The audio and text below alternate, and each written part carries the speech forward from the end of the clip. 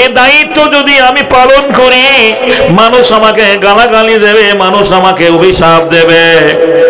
মহান আল্লাহ বলেছিলেন, আজরাইল রে, তোমার দোষ কেউ দেবে না, সত্যই কেউ দোষ দেয় না, সত্যই কেউ দোষ দেয় না।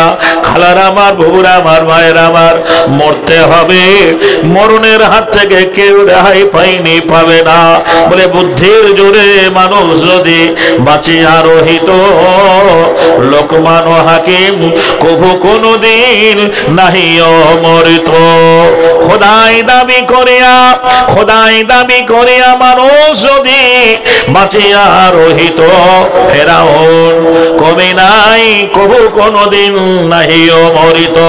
মিশরের পিরামিডে আজও ফেরাউনের লাশ সংরক্ষিত আছে। সুবহানাল্লাহ। সমুদ্রের মাছকে রোদে শুকিয়ে যাকে শুকটি বানা হয়, শুকুই বানা হয় নাফরমানি করার জন্য। কিয়ামত পর্যন্ত ফেরাউনের লাশ কোনো অটো কি বলছেন নষ্ট হবে না। আজও আমরা ফেরাউনের লাশ দেখতে পাই। এই ফেরাউন নিজেকে খোদা বলে দাবি করেছিল। বলেন মরেছে না মরেনি? ফেরাউন খোদা বলে দাবি করে দুনিয়া থেকে চলে গেছে। স্বামী সেবেয়া মানুষ যদি বাঁচিয়া রহিত, বিবি রহিমাও কভু কোনদিন নাহি অমরিত। সারা পৃথিবীতে যত মহিলার জন্ম হয়েছে, রহিমার মতো স্বামী তাবেদারি কেউ করতে পারেনি রে বোন, কেউ করতে পারেনি। 1 বছর নয়, 2 বছর নয়, 18 বছর ধরে শয্যাশায়ী হয়ে আয়ুব নবী বিছানায় পড়েছিল। আর আমরা যদি 6 মাস দূরের কথা 6 দিন জ্বরে পড়ে থাকি, তো বিবি আর ভালো আসবে না, নাকি বলছেন? বলে এই বুড়ার কতদিন জ্বালা সহ্য করবো, এই মরে না কেন? জি বন্ধুরে আমার, ভাইরা আমার, 18 বছর ধরে আইয়ুব আলাইহিস সালাম শয্যাশায়ী হয়ে পড়েছিলেন। সব হারাক হয়ে গেল, শেষ হয়ে গেল, অন্যান্য বিবিরা পালিয়ে গেল। কি বলছেন? তার জমি জায়গা মালমাত্রা সব ধ্বংস হয়ে গেল, রহিমা গেল না। আইয়ুব নবী বলেছিলেন, রহিমা তুমি এখনো রয়েছো? বলে সুখেও আমি ছিলাম, দুঃখের সময়তে যে থাকবে সে হলো আসন সঙ্গিনী, নাকি বলছেন? সুখের সময় নয়, দুঃখের সময়, অভাবের সময়, অনটনের সময় যে থাকবে সে হলো আসল সঙ্গিনী, সহধর্মিনী। আমাদের বিবিরা সুখ হলে পরে স্বামীকে ভালোবাসে, যখন কি বলছেন অভাব অনটন হয় তখন দেখা যায় কি বলছেন ঝামেলা পাকায়, নাকি বলছেন? অনেক ছোট বড় কথা হয়।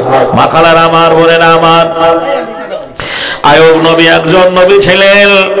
আল্লাহর নবী হযরত আইয়ুব আলাইহিস সালামের বিবি রহিমা একদিন স্বামীকে চিকিৎসার জন্য একটা গ্রামে গিয়ে মানুষের কাছে গিয়ে বলেছিলেন, বোন রে, আজ সারাদিন ঘুরলাম, কাজ হয়নি, যদি আমার স্বামীর জন্য কিছু খাবার দাও হতো তাহলে আমি খেতাম, আমার স্বামীকে খাওয়াতাম।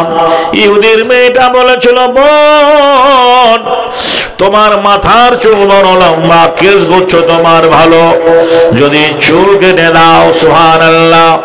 আজকে আমার বল, স্বামী যদি বিছানায় পড়ে থাকে, নিজের ভাইটাকে ফোন করে ডেকে বলবে, এই মালা দুভরি কানেরটা মাকে বলবে ঘরে রাখবে, তোর দুলা ভাইয়ের অবস্থা ভালো নয়, মনে হয় এই হতভাগার জন্য মালেকানা আমার হাতছাড়া হয়ে যাবে। এমনও বোন আছে বন্ধুরে আমার, ভাইরা আমার, যে স্বামীর চাইতে সোনা দানাকে বেশি প্রাধান্য দেয়, ভালোবাসে। তো বিবি রহিমা নিজের সৌন্দর্য নষ্ট করে মাথার চুল পর্যন্ত কেটে দিয়েছিল। জি, চুল কেটে দিয়েছিল।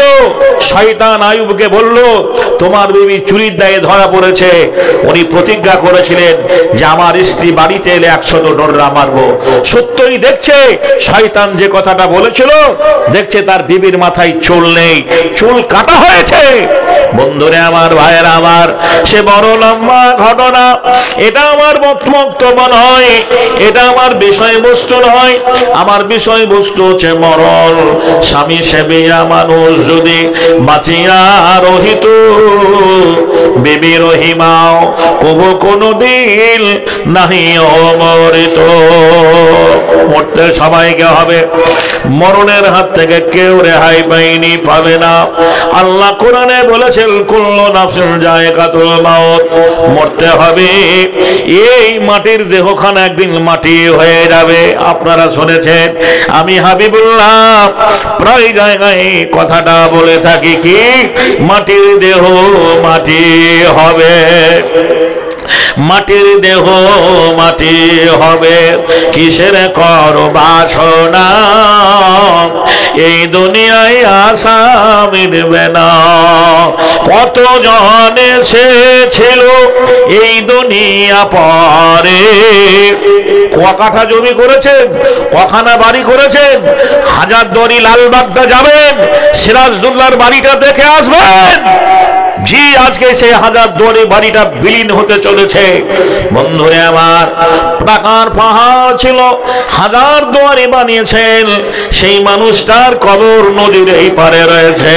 ঠিক না বেটি? জোরে বলে, মাটির দেহ মাটি হবে, কিসের কর বাসনা, এই দুনিয়ায় আশা মিটবে না। কত জন এসেছিল এই দুনিয়া পরে, একে একে চলে গেল সবই কিছু ফেলে, আসলেতে সবই মিছে, আসলেতে সবই মিছে, কবর হবে ঠিকানা, এই দুনিয়ায় আশা মিটবে না। আপনার গ্রামের মানুষের কথা চিন্তা করেন, যাদের দাপটে গ্রাম কাঁপত, যাদের দাপটে গ্রামের মানুষ ভয় করত, আঙুল তুলে কথা বলার লোক ছিল না, যাদের জমির আল দিয়ে মানুষ হাঁটতে ভয় করত, সেই মানুষগুলোর কবরে ঘাস বেরিয়ে গেছে। ভাই ঠিক না? ঠিক। জি, তাদের কবরে ঘাস বেরিয়ে গেছে, কবরটা স্মার্ট হয়ে গেছে। 30 বছর আগে যে দাদুকে মাটি দিয়েছেন, 45 বছর আগে যে আব্বার কবর, আপনি চিনতেই পারবেন না যে আমার মায়ের কবরটা কোথায় ছিল। আজানটা হোক, এই পর্বটা শেষ করে আর